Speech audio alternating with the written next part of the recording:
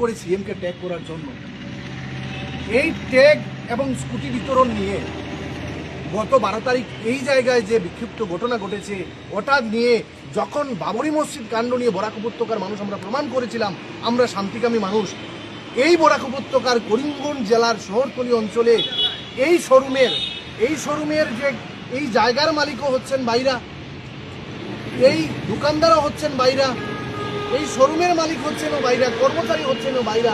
ওরা এসে ওখানে যে অপ্রীতিকর ঘটনা করেছেন এবং এরিয়ার সুনাম যে নষ্ট করেছেন, এর জন্য আমরা ধিক্কার জানাই। আমরা এই অঞ্চলে আলোচনা করে বুঝতে পারলাম শ বছর থেকে হিন্দু মুসলমান একসাথে বসবাস করছে, কোনো এই ধরনের কোনো ঘটনা নেই। তাহলে কোন গ্রহ থেকে ওরা এসে আজকে যে একজন মুসলমানের দাড়ি ধরে প্রহার করছে, পুলিশের সামনে দেখেছি করিমগঞ্জ কলেজের একটা ছাত্রকে প্রহার করা হচ্ছে। ওরা কি বোঝাতে চায়? মুখ্যমন্ত্রী বলেছেন ভিডিও করে প্রতিবাদ করার জন্য। এরপরে যদি ওই ঘটনাটা ঘটে তাহলে ওরা মুখ্যমন্ত্রীকে কি চ্যালেঞ্জ করছে? যদি এই ছেলেটা যদিও ভুল করে তাহলে ওই ছেলেটাকে ওখানে বন্দি করে যদি আটক করে পুলিশকে দিয়েছেন, আর যদি এই অঞ্চলের মানুষকে বলতেন তাহলে দৃষ্টান্তমূলক শাস্তি ওরা নিত।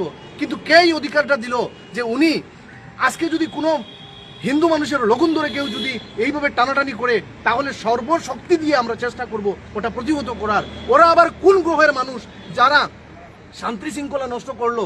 আমরা দেখেছি